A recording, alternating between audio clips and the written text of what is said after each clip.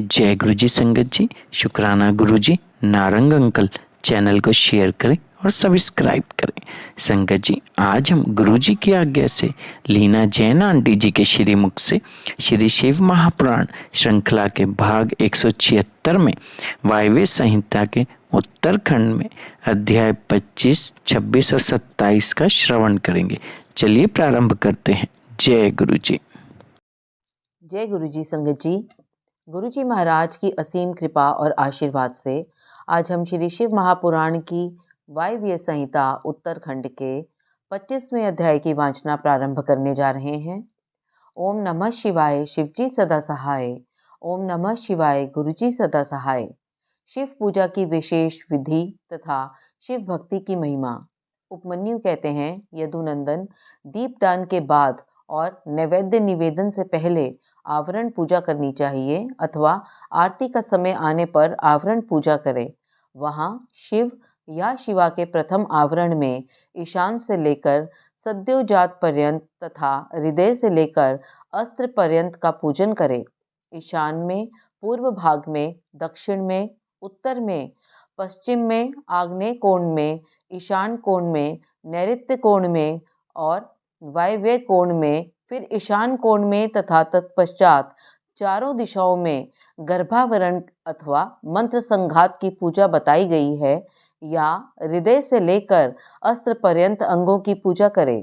इनके बाएं भाग में पूर्व दिशा में इंद्र का, दक्षिण दिशा में यम का, पश्चिम दिशा में वरुण का, उत्तर दिशा में कुबेर का, ईशान कोण में ईशान का, अग्नि कोण में अग्नि का, नैऋत्य कोण में नैऋत्य का, वायव्य कोण में वायु का, नैऋत्य और पश्चिम के बीच में अनंत या विष्णु का तथा ईशान और पूर्व के बीच में ब्रह्मा का पूजन करें। कमल के बाह्य भाग में वज्र से लेकर कमल पर्यंत लोकेश्वरों के सुप्रसिद्ध आयुधों का पूर्वादि दिशाओं में क्रमशः पूजन करें।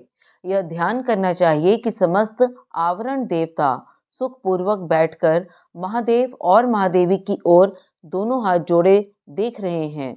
फिर सभी आवरण देवताओं को प्रणाम करके नमः पद युक्त अपने अपने नाम से पुष्पोपचार समर्पण पूर्वक उनका क्रमशः पूजन करें।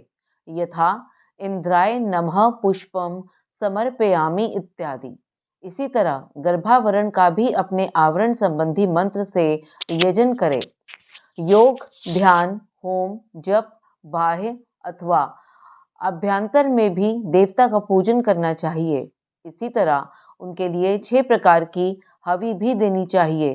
किसी एक शुद्ध अन्न का बना हुआ मूंग मिश्रित अन्न या मूंग की खिचड़ी, खीर, दही मिश्रित अन्न, गुड़ का बना हुआ पकवान तथा मधु से तर किया हुआ भोज्य पदार्थ, इनमें से एक या अनेक हविष्य को नाना प्रकार के व्यंजनों से संयुक्त तथा गुड़ और खांड से संपन्न करके नैवेद्य के रूप में अर्पित करना चाहिए।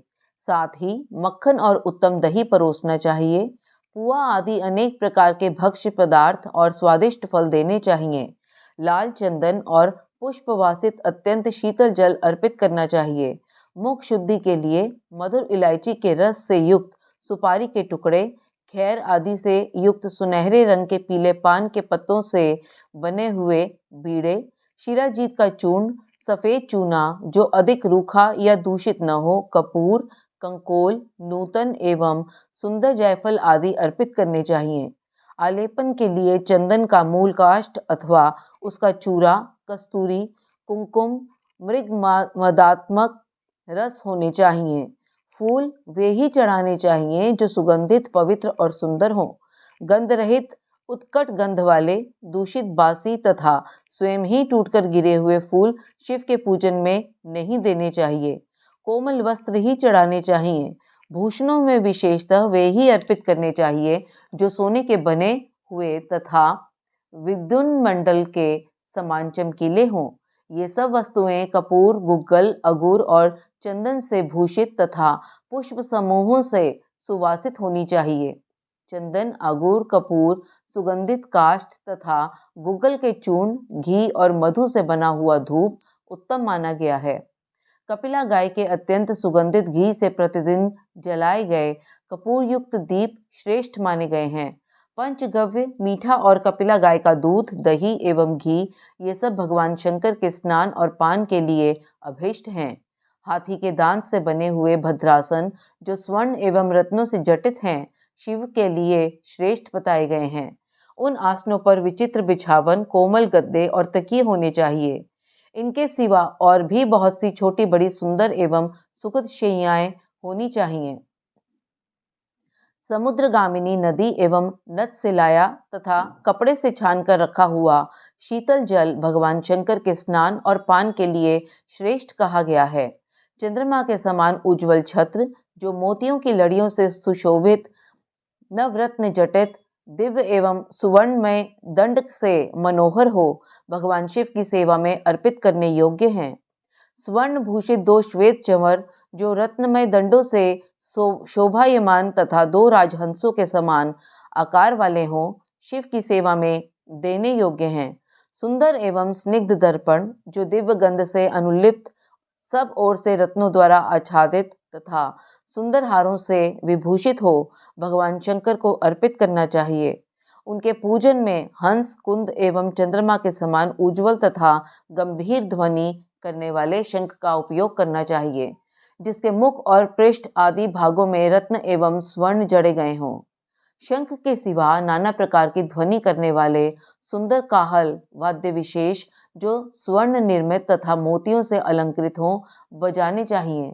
इनके अतिरिक्त भेरी, मृदंग, मुरज, तिमिच और पटह आदि बाजे भी जो समुद्र की गर्जना के समान ध्वनि करने वाले हों, यत्न पूर्वक जुटाकर रखने चाहिए।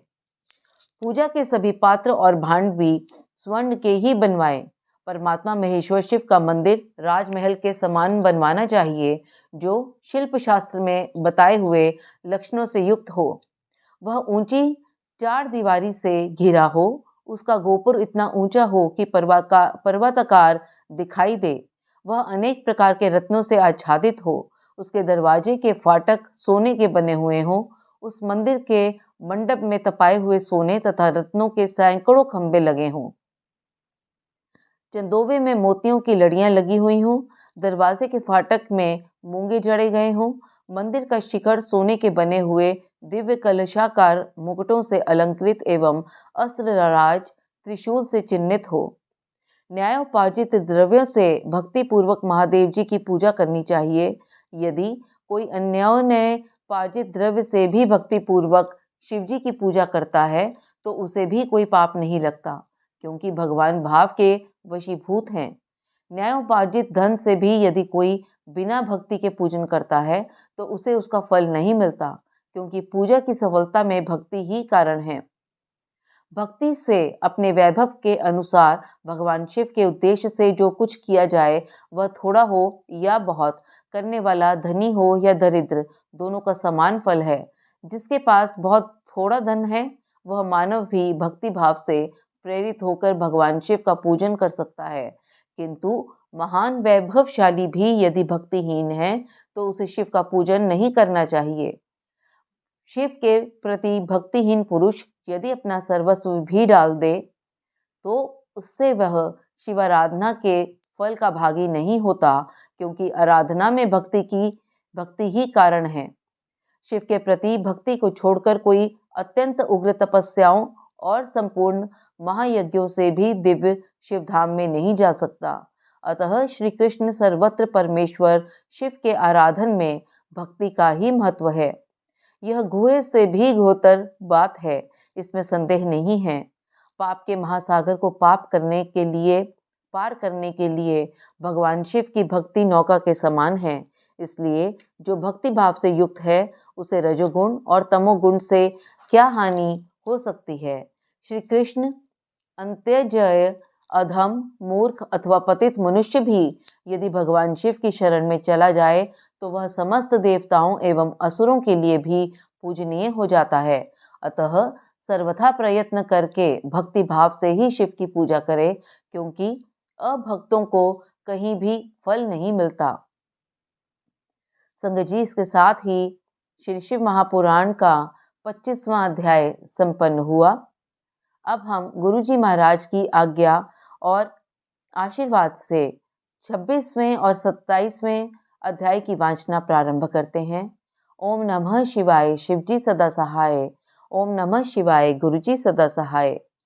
पंचाक्षर मंत्र के जप तथा भगवान शिव के भजन पूजन की महिमा, अग्नि कार्य के लिए कुंड और वेदी आदि के संस्कार, शिवाग्नि की स्थापना और उसके संस्कार, होम, पूर्णाहुति, भस्म के संग्रह एवं रक्षण की विधि तथा हवनांत में किए जाने वाले कृत्य का वर्णन। उपमन्यु कहते हैं, यदुनंदन, कोई बड़ा भारी पाप करके भी भक्ति भाव से पंचाक्षर मंत्र द्वारा यदि देवेश्वर शिव का पूजन करे तो वह उस पाप से मुक्त हो जाता है। जो भक्ति भाव से पंचाक्षर मंत्र द्वारा एक ही बार शिव का पूजन कर लेता है, वह भी शिव मंत्र के गौरववश शिव धाम को चला जाता है।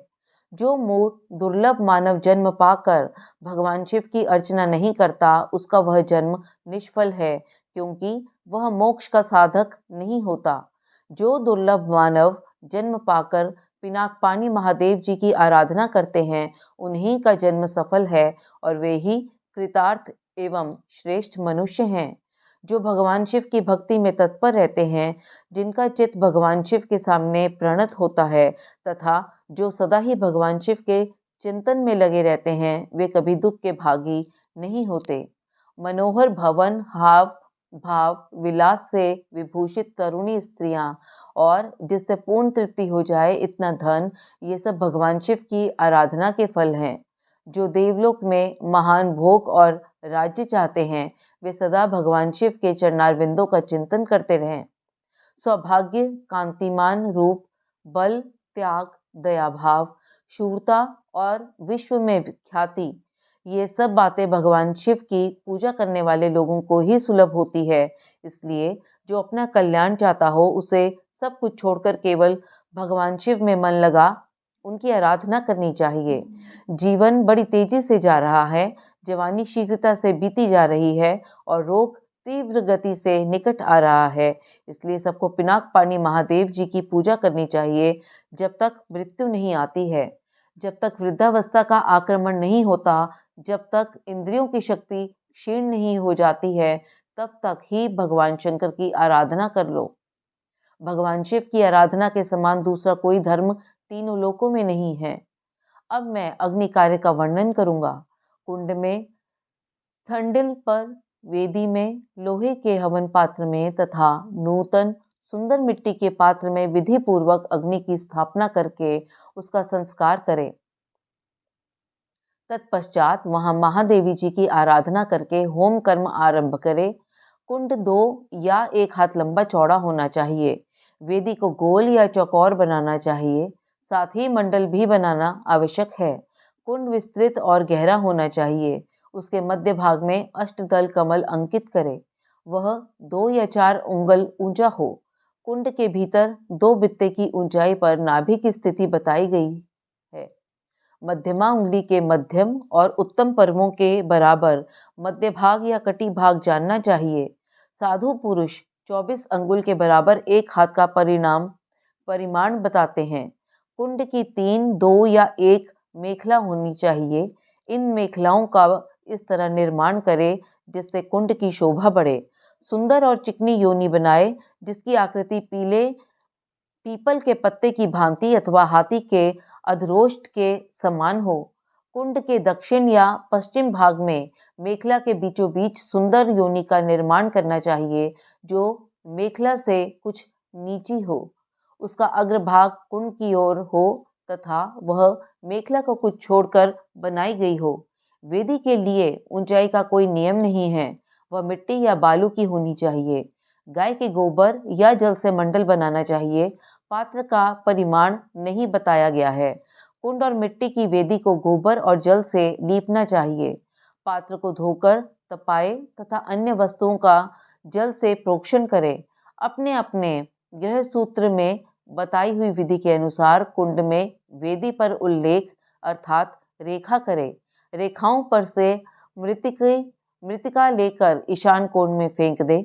फिर अग्नि के उस आसन का कुशों अथवा पुष्पों द्वारा जल से प्रोक्षण करें।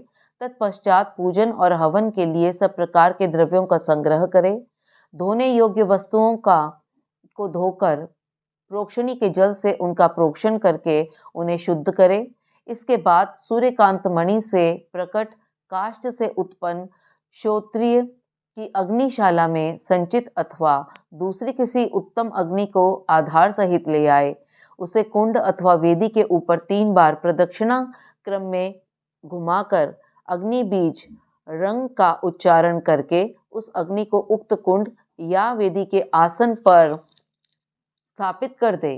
कुंड में स्थापित करना हो तो योनि मार्ग से अग्नि का आधान करे और वेदी पर अपने सामने की ओर अग्नि की स्थापना करे। योनि प्रदेश के पास स्थित विद्वान पुरुष समस्त कुंड को अग्नि से संयुक्त करे। साथ ही यह भावना करे कि अपनी नाभि के भीतर जो अग्निदेव विराजमान है वे ही नाभि रंध्र से चिंगारी के रूप में निकलकर बाह्य अग्नि में मंडलाकार होकर लीन हुए हैं। अग्नि पर समिधा रखने से लेकर घी के संस्कार पर्यंत सारा कार्य मंत्रज्ञ पुरुष अपने गए सूत्र में बताए हुए क्रम से मूल मंत्र द्वारा संपन्न करे। तदंतर शिव मूर्ति की पूजा करके दक्षिण पार्श्व में मंत्र न्यास करे और धृत में धेनु मुद्रा का प्रदर्शन करे। सत्रुक और स्त्रुवा ये दोनों धातु के बने हुए हों तो ग्रहण करने योग्य हैं, परंतु कांसी, लोहे और शीशे के बने हुए सत्रुक सत्रुवा को नहीं ग्रहण करना चाहिए अथवा यज्ञ संबंधी काष्ठ के बने हुए स्त्रुक स्त्रुवा गाये हैं। स्मृति या शिव शास्त्र में जो विहित हों वे भी ग्राह्य हैं अथवा ब्रह्म वृक्ष, पलास या गुलर आदि के छिद्र रहित बिचले 2 पत्ते लेकर उन्हें कुश से पोंछे और अग्नि में तपाकर फिर उनका प्रोक्षण करे। उन्हीं पत्तों को स्त्रुक और स्त्रुवा का रूप दे उनमें घी उठाए और अपने गृह सूत्र में बताए हुए क्रम से शिव बीज ओम सहित 8 बीजाक्षरों द्वारा अग्नि में आहुति दे। इससे अग्नि का संस्कार संपन्न होता है। वे बीज इस प्रकार हैं: भ्रूम, स्तुम, ब्रूम, श्रुम, पुम, ड्रुम, ध्रुम। ये 7 हैं। इनमें शिव बीज ओम को सम्मिलित कर लेने पर 8 बीजाक्षर होते हैं। उपयुक्त 7 बीज क्रमशः अग्नि की 7 जीवाओं के हैं। उनकी मध्यमा जीवा का नाम बहुरूपा है। उसकी 3 शिखाएं हैं। उनमें से एक शिखा दक्षिण में और दूसरी वाम दिशा उत्तर में प्रज्वलित होती है और बीच वाली शिखा बीच में ही प्रकाशित होती है। ईशान कोण में जो जीवा है उसका नाम हिरण्य है। पूर्व दिशा में विद्यमान जीवा कनका नाम से प्रसिद्ध है। अग्निकोण में रक्ता, नैऋत्य कोण में कृष्णा और वायव्य कोण में सुप्रभा नाम की जीवा प्रकाशित होती है। इनके अतिरिक्त पश्चिम में जो जीवा प्रज्वलित होती है उसका नाम मरुत है। इन सब की प्रभा अपने अपने नाम के अनुरूप है। अपने अपने बीच के अनंतर क्रमशः इनका नाम लेना चाहिए और नाम के अंत में स्वाहा का प्रयोग करना चाहिए। इस तरह जो जीवा मंत्र बनते हैं उनके द्वारा क्रमशः प्रत्येक जीवा के लिए एक एक घी की आहुति दे, परंतु मध्यमा की 3 जीवाओं के लिए 3 आहुतियां दे। कुंड में मध्य भाग में रम वहननय स्वाहा बोलकर 3 आहुतियां दे। ये आहुतियां घी अथवा समिधा से देनी चाहिए। आहुति देने के पश्चात अग्नि में जल का सेचन करें। ऐसा करने पर वह अग्नि भगवान शिव की हो जाती है। फिर उसमें शिव के आसन का चिंतन करें और वहां अर्धनारीश्वर भगवान शिव का आवाहन करके पूजन करें। पाद्य अर्घ आदि से लेकर दीपदान पर्यंत पूजन करके अग्नि का जल से प्रोक्षण करे।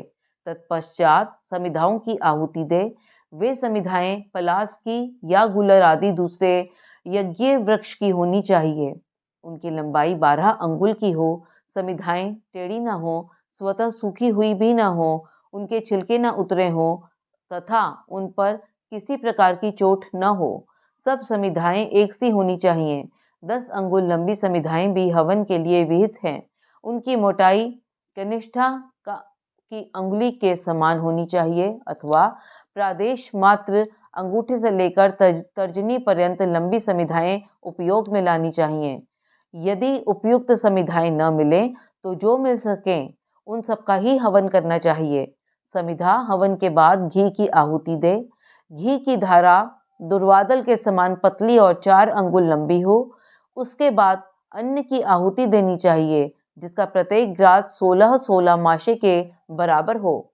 लावा, सरसों, जौ और तिल, इन सब में घी मिलाकर यथासंभव भक्ष्य ले और चोष्य का भी मिश्रण करे तथा इन सब की यथाशक्ति 10, 5 या 3 आहुतियां दे अथवा एक ही आहुति दे। स्त्रुवा से, समिधा से, स्त्रुक से अथवा हाथ से आहुति देनी चाहिए। उसमें भी दिव्य तीर्थ से अथवा ऋषि तीर्थ से आहुति देने का विधान है।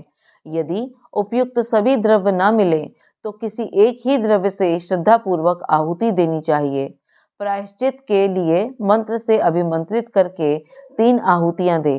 फिर होमाविष्ट घृत से स्त्रुक को भरकर उसके अग्रभाग में फूल रखकर उसे दर्भ सहित अधोमुख स्त्रुवा से ढक ले।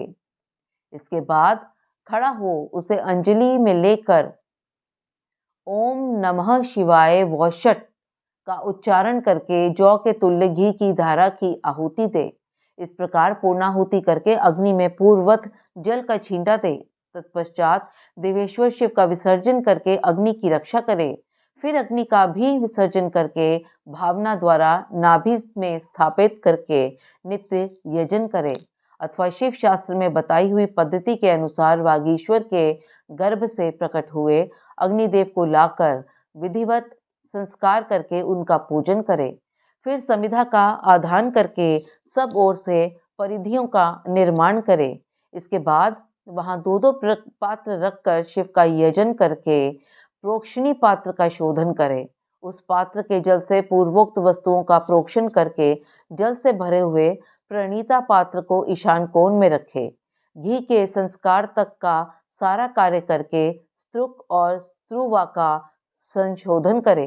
तदंतर पिता शिव द्वारा माता वागीश्वरी का गर्भाधान, पुंसवन और सीमंतोन्नय संस्कार करके प्रत्येक संस्कार के निर्मित पृथक पृथक आहुति दे और गर्भ से अग्नि के उत्पन्न होने की भावना करे। उनके 3 पैर, 7 हाथ, 4 सींग और 2 मस्तक हैं। मधु के समान पिंगल वर्ण वाले 3 नेत्र हैं। सिर पर जटाजूट और चंद्रमा का मुकुट है। उनकी अंग कांति लाल है। लाल रंग के ही वस्त्र, चंदन, माला और आभूषण उनकी शोभा बढ़ाते हैं। सब लक्षणों से संपन्न यज्ञोपवीत धारी तथा त्रिगुण मेखला से युक्त हैं। उनके दाएं हाथ में शक्ति है, स्त्रुक और स्त्रुवा हैं तथा बाएं हाथ में तोमर, ताड़का, पंखा और घी से भरा हुआ पात्र है। इस आकृति में उत्पन्न हुए अग्निदेव का ध्यान करके उनका जातकर्म संस्कार करे। तत्पश्चात नाल छेदन करके सूतक की शुद्धि करे। फिर आहुति देकर उस शिव संबंधी अग्नि का रुचि नाम रखे। इसके बाद माता पिता का विसर्जन करके चूड़ा कर्म और उपनयन आदि से लेकर आप्तोर्या पर्यंत संस्कार करे। तत्पश्चात घृत धारा आदि का होम करके स्विष्टकृत होम करे। इसके बाद रंग बीज का उच्चारण करके अग्नि पर जल का छींटा डाले। फिर ब्रह्मा, विष्णु, शिव, ईश, लोकेश्वर गण और उनके अस्त्रों का सब और क्रमशः पूजन करके धूप दीप आदि की सिद्धि के लिए अग्नि को अलग निकालकर कर्म विधि का ज्ञाता पुरुष पुनः घृत युक्त पूर्वोक्त होम द्रव्य तैयार करके अग्नि में आसन की कल्पना अर्थात भावना करे और उस पर पूर्ववत महादेव और महादेवी का आह्वान पूजन करके पूर्णाहुति पर्यंत सब कार्य संपन्न करे अथवा अपने आश्रम के लिए शास्त्र विहित अग्निहोत्र कर्म करके उसे भगवान शिव को समर्पित करे। शिवाश्रमी पुरुष इन सब बातों को समझकर होम कर्म करे। इसके लिए दूसरी कोई विधि नहीं है। शिवाग्नि का भस्म संग्रहणीय है। अग्निहोत्र कर्म का भस्म भी संग्रह करने के योग्य है। वैवाहिक अग्नि का भस्म भी जो परिपक्व, पवित्र एवं सुंदर हो, ग्रहण संग्रह करके रखना चाहिए। कपिला गाय का वह गोबर जो गिरते समय आकाश में ही दोनों हाथों पर रोक लिया गया हो, उत्तम माना गया है। वह यदि अधिक गीला या अधिक कड़ा न हो, दुर्गंध युक्त और सूखा हुआ न हो, तो अच्छा माना गया है। यदि वह पृथ्वी पर गिर गया हो तो उसमें से ऊपर और नीचे के हिस्से को त्याग कर बीच का भाग ले। उस गोबर का पिंड बनाकर उसे शिवाग्नि आदि में मूल मंत्र के उच्चारण पूर्वक छोड़ दे। जब वह पक जाए तब उसे निकाल ले। उसमें जितना अध पका हो उसको, और जो भाग बहुत अधिक पक गया हो उसको भी त्याग कर श्वेत भस्म ले ले और उसे घोट कर चूर्ण बना दे। इसके बाद उसे भस्म रखने के पात्रों में रख दे। भस्म पात्र धातु का, लकड़ी का, मिट्टी का, पत्थर का अथवा किसी वस्तु का बनवा ले। वह देखने में सुंदर होना चाहिए। उसमें रखे हुए भस्म को धन की भांति किसी शुभ, शुद्ध एवं समतल स्थान में रखे। किसी अयोग्य या अपवित्र के हाथों में भस्म न दे। नीचे अपवित्र स्थानों में भी न डाले। नीचे के अंगों से उसका स्पर्श न करे। भस्म की न तो उपेक्षा करे और न उसे लांगे ही। शास्त्रोक्त समय पर उस पात्र से भस्म लेकर मंत्रोच्चारण पूर्वक अपने ललाट आदि में लगाएं। दूसरे समय में उसका उपयोग न करे और न अयोग्य व्यक्तियों के हाथों में उसे दे। भगवान शिव का विसर्जन न हुआ हो तभी भस्म संग्रह कर ले, क्योंकि विसर्जन बाद उस पर चंड का अधिकार हो जाता है। जब अग्नि कार्य संपन्न कर लिया जाए तब शिव शास्त्रोक्त मार्ग से अथवा अपने ग्रह सूर्य सूत्र से बताई हुई विधि से बलि कर्म करे। तदंतर अच्छी तरह लिपे पुते मंडल में विद्यासन को बिछाकर विद्याकोश की स्थापना करके क्रमशः पुष्प आदि के द्वारा यजन करे। विद्या के सामने गुरु का भी मंडल बनाकर वहां श्रेष्ठ स्थान आसन रखे और उस पर पुष्प आदि के द्वारा गुरु की पूजा करे। तदंतर पूजनीय पुरुषों की पूजा करे और भूखों को भोजन कराए। इसके बाद स्वयं सुख पूर्वक शुद्ध अन्न भोजन करे। वह अन्न तत्काल भगवान शिव को निवेदित किया गया हो अथवा उनका प्रसाद हो। उसे आत्मशुद्धि के लिए श्रद्धा पूर्वक भोजन करे। जो अन्न चंड को समर्पित हो उसे लोभवश ग्रहण न करे। गंध और पुष्पमाला आदि जो अन्य वस्तुएं हैं उनके लिए भी यह विधि समान ही है, अर्थात चंड का भाग होने पर उन्हें ग्रहण नहीं करना चाहिए। वहां विद्वान पुरुष मैं ही शिव हूं ऐसी बुद्धि न करे। भोजन और आचमन करके शिव का मन ही मन चिंतन करते हुए मूल मंत्र का उच्चारण करे। शेष समय शिव शास्त्र की कथा के श्रवण आदि योग्य कार्यों में बिताए। रात का प्रथम प्रहर बीत जाने पर मनोहर पूजा करके शिव और शिवा के लिए एक परम सुंदर शैया प्रस्तुत करे। उसके साथ ही भक्ष्य, भोज्य, वस्त्र, चंदन और पुष्पमाला आदि भी रख दे। मन से और क्रिया द्वारा भी सब सुंदर व्यवस्था करके पवित्र हो महादेवी जी और महादेव के चरणों में के निकट शयन करे। यदि उपासक गृहस्थ हो तो वह वहां अपनी पत्नी के साथ शयन करे। जो गृहस्थ न हो वह अकेले ही सोए। उषः काल आया जान मन ही मन पार्वती देवी तथा पार्षदों सहित अविनाशी भगवान शिव को प्रणाम करके देशा कालोचित कार्य तथा शौच आदि कृत्य पूर्ण करे। फिर यथाशक्ति शंख आदि वाद्यों की दिव्य ध्वनियों से महादेव और महादेवी को जगाए। इसके बाद उस समय खिले हुए परम सुगंधित पुष्पों द्वारा शिवा और शिव की पूजा करके पूर्वोक्त कार्य आरंभ करे। संगत जी, इसके साथ ही श्री शिव महापुराण की वायव्य संहिता उत्तरखंड का 26वां और 27वां अध्याय संपन्न हुआ। वाचना में मेरी द्वारा हुई त्रुटियों के लिए मैं हाथ जोड़कर गुरुजी महाराज और आप सभी संगत जी से क्षमा प्रार्थी हूँ। जय गुरुजी, शुक्राना गुरुजी।